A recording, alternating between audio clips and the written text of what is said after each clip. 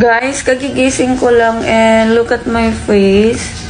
Grabe yung ginawa niya sa face ko, girl. Like, talagang glass skin yan.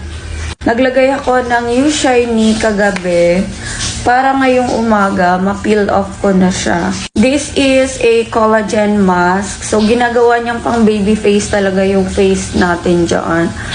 Ayan. Oh my God, ang sarap, And look at that, napaka-pretty. Like, pang baby face talaga. Very moisturizing. Wow.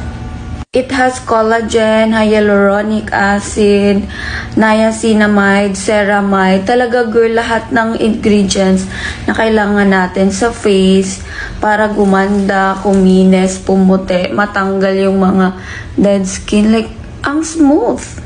Trending na trending to sa TikTok. And look at that,